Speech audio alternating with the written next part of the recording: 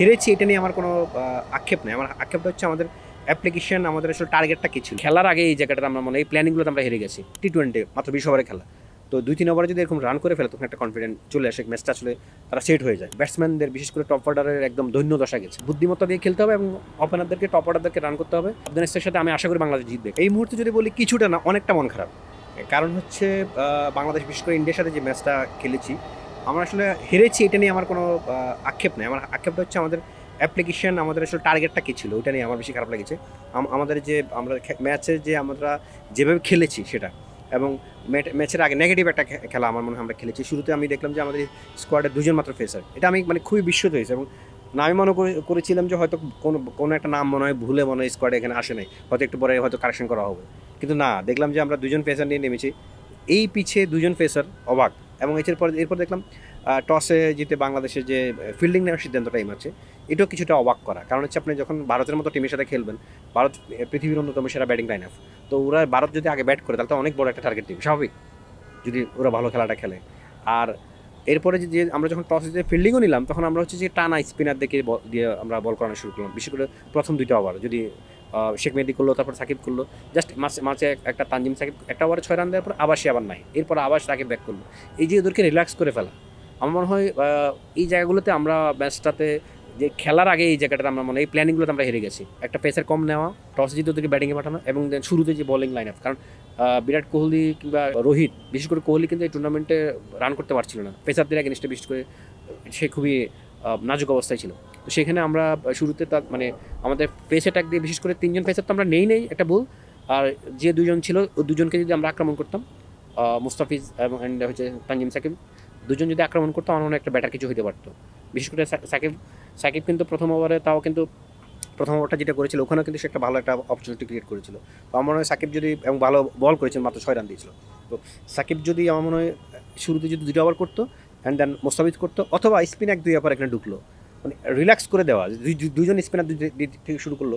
তো প্রথম 2 ওভারে তারা প্রায় মনে হয় 22-23 রান এরকম করে ফেলছে। তো এই টি-20 মাত্র 20 ওভারে খেলা, তো 2-3 ওভারে যদি এরকম রান করে ফেলে তখন একটা কনফিডেন্ট চলে আসে, ম্যাচটা আসলে তারা সেট হয়ে যায়।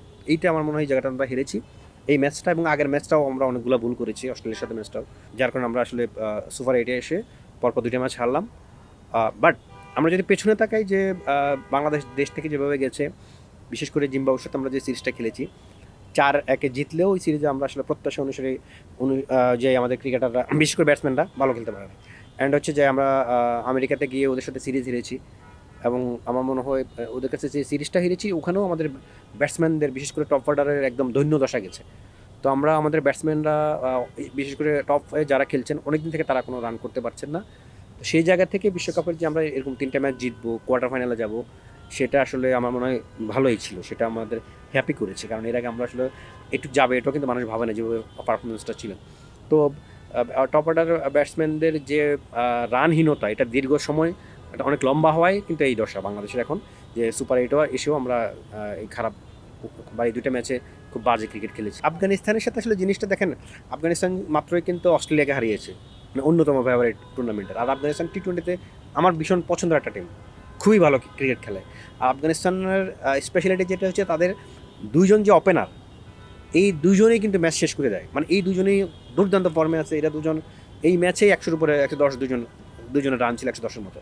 তো ওদেরকে আটকানো খুবই কঠিন, এবং এই কাজটা বাংলাদেশকে করতে হবে। বাংলাদেশ যদি দ্রুত ওদের 2জন ওপেনারকে ফিরাইতে পারে, তাহলে বাংলাদেশের ম্যাচে থাকার সম্ভাবনা থাকবে। একই সাথে বাংলাদেশের যে 2জন ওপেনার বা যারা ওপেন করবে, এদের রানে ফিরতে হবে, ওদেরকে আউট করতে হবে এবং নিজেরা রান করতে হবে। তাহলে আমার মনে হয় একটা এই বাংলাদেশের যে ল্যাকিংটা আছে সেটা আসবে। অ্যান্ড হচ্ছে আমি আরেকটা চাই যে এই ম্যাচে অবশ্যই আরেকজন পেসারকে ইনক্লুড করতে হবে, সেটা তাসকিন হোক কিংবা শরীফুল হোক, আরেকজন ব্যাটসম্যান এখান থেকে কমাতে হবে।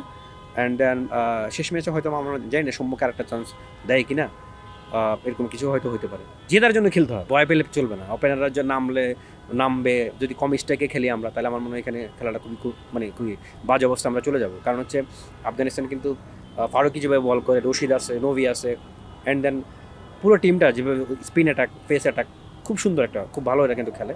তো আমার মনে হয় বুদ্ধিমত্তা দিয়ে খেলতে হবে এবং ওপেনারদেরকে, টপ অর্ডারদেরকে রান করতে হবে। অ্যান্ড দেন আমাদের লোয়ার অর্ডার বা লোয়ার মিডল অর্ডার যারা আছে, মাহমুদুল্লাহ রিয়াদ আমরা দেখছি টুর্নামেন্টে ওনার স্ট্রাইক রেট অ্যাকশন নিচ্ছে। লিটন বা হচ্ছে তানজিদ তামিমও আমরা লাস্ট ম্যাচে দেখেছি। ওই জায়গাগুলো যদি আমরা ঠিক না করি, সবাই যদি একটা পজিটিভ খেলা না খেলি, এবং রাইট টাইমে মাথাটাকে ঠান্ডা রাখা, যে অপ্রয়োজনীয় শট খেলে আউট হয়ে যাওয়া, তাড়াহুড়া করা, অস্থিরতা করা, এইগুলো থেকে যদি আমরা মানে সাবধান থাকি, আমার মনে হয় তাহলে আমরা ভালো খেলবো। এবং আফগানিস্তানের সাথে আমি আশা করি বাংলাদেশ জিতবে, কারণ হচ্ছে গত ওয়ানডে বিশ্বকাপও কিন্তু আফগানিস্তানকে আমরা হারিয়েছি, এবং বিশ্বকাপের অন্যান্য ম্যাচে T20 সর্বশেষ যে বিশ্বকাপ সেখানেও ওদেরকে হারিয়েছে। তো বিশ্বকাপে আফগানিস্তানের সাথে বাংলাদেশের রেকর্ড ভালো, রেকর্ডই একমাত্র এখন আমাদেরকে একটা আশা জাগাচ্ছে।